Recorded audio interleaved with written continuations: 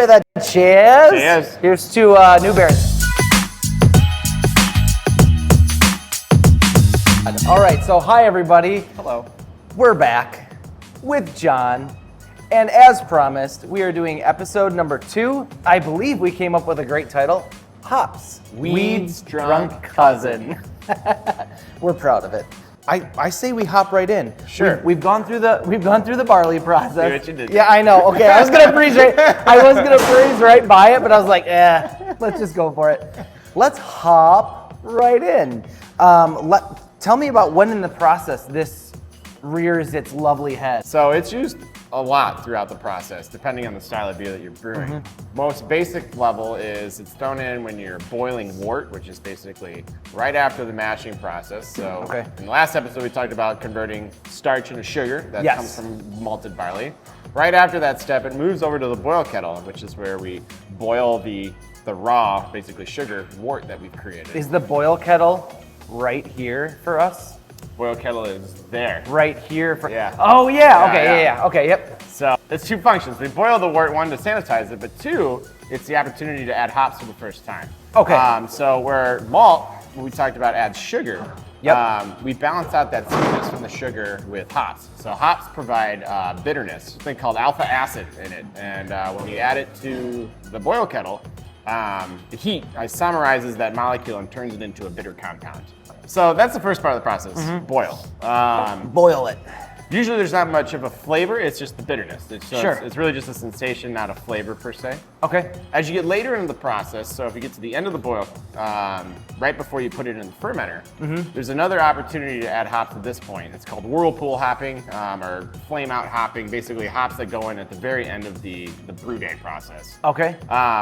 When you add hops at that stage, after it's not boiling anymore, it starts to impart some of the flavors that the hops actually have. Oh, interesting. So inside of these hop cones are a bunch of oils. There's over like 400 different oils inside your hop cones.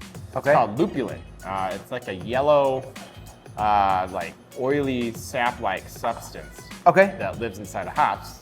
And in that lupulin is all of the wonderful aromas that you've come to appreciate in the American IPAs. But even in old school beers that are dry hopped, which we're going to talk about in a second as well.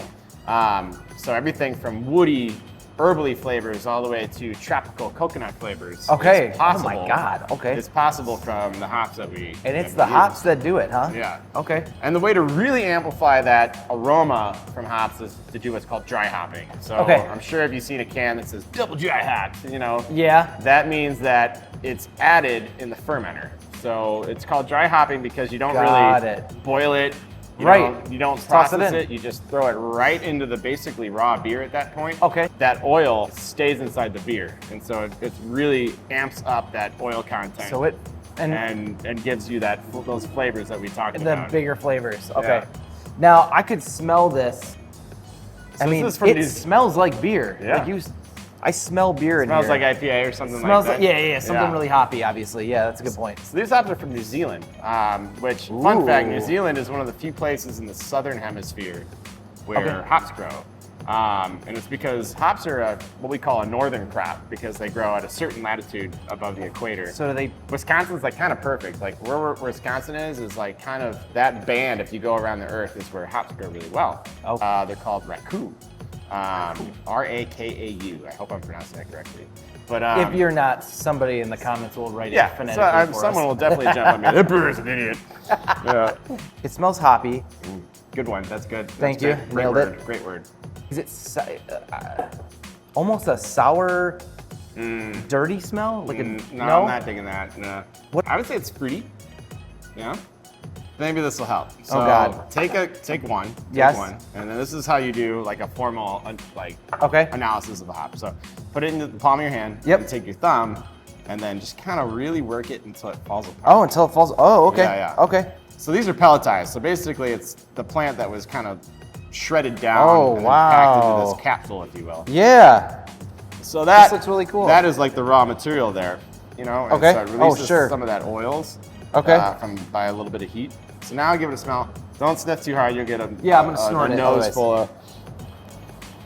But it really kind of opens it up. And now you can kind of pick apart So what do you smell? What do you got this time? Well, now I feel like I can smell the fruit smell better. So this hop. What else is that? This hop is known for its orchard flavors, is what they Okay. call it. By orchard, think stone fruit, things like peach, things like plum, things like apricot, and just really juicy. Maybe plum is what I'm smelling. Yeah. I haven't had a plum. When's the last time you had a plum? To me, it smells like Dole fruit juice. You know, like the Dole, and it came to can. Oh, yeah. You know, and you like punctured the can when you were a kid. Like that's what it I smells like. kind of do smell that. Yeah. What was in those? That was all? I think there was stone fruits fruit, like right? that. Yeah. There was fruits like that. So yeah, that is a common hop that'd be thrown in things like IPAs, hazy IPAs, double IPAs, because it adds those fruity flavors. And fruity flavors are probably among the most popular aromas that hops are offering to the craft seed now. Oh, it's on my hands now. Yeah, it's gonna be there Smells all good. night. It You're smells gonna good. smell that before you go to bed tonight. You're like, hey. Yeah. I put my hand on it. Oh, Yeah, right. Beer. Oh, the hops. All right, so we talked about a couple of things when it comes to the hops. We talked about right into the boil. Right in the boil. And we also talked about dry hopping. Dry hopping. What is your common practice? Well, it depends again on the style. It does, yeah, I assume so. As a lager brewery, we're not doing a ton dry hopping. Okay. You know, if we had IPAs coming down the menu, we would do it a lot. Yeah. But currently, we're only doing that in our IPL, which is what I'm currently drinking. Ooh. And then we have Hop by Ziggy on tap right now. Yep. That's another one that's going to get 2 doses of dry hopping. Okay. 2 doses. There's another beer. I think it's called Experience Milwaukee. Have you heard that one? I think I have heard of the podcast collab that you did. There's a beer. It's a hop. Okay. Weed's Drunk Cousin. Weed's Drunk Cousin. Check it off the list. Hops. We're coming back. We've done barley. We've done hops. John, tell us what's next. Yeast.